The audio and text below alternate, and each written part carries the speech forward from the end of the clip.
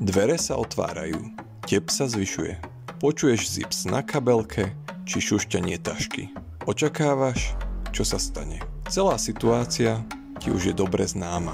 Na druhej strane plexiskla sa pomaly objaví čitateľ, čitateľka a s nevinným úsmevom ti položí tú osudovú otázku.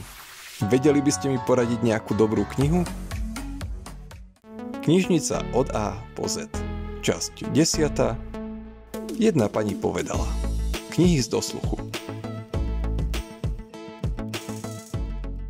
Keby existovalo nejaké sčítavanie vied, ktoré v priestoroch knižnice odznejú najčastejšie, tak by sa medzi ne určite zaradili napríklad tieto.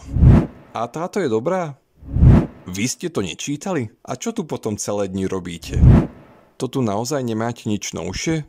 Ver, že aj my sa týchto otázok počas roka napočúvame do sítosti.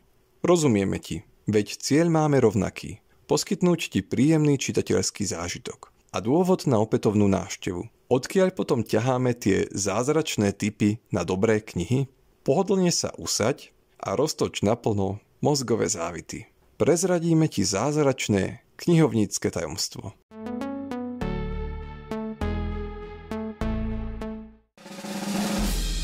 Uši. Áno, presne tak.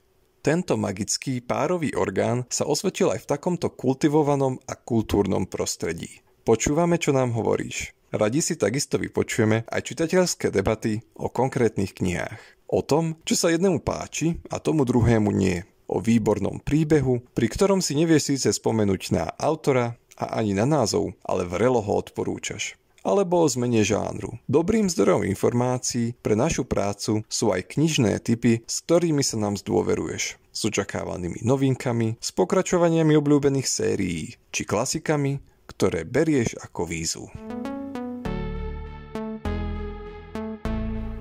Oči. A už i druhé tajomstvo je vonku. Čítame nimi recenzie. Prebehneme pomocou nich tiež rozhovory s populárnymi autormi. Posledným záchranným lanom pre nás často býva čítanie anotácie tesne pred tým, ako ti knihu podáme.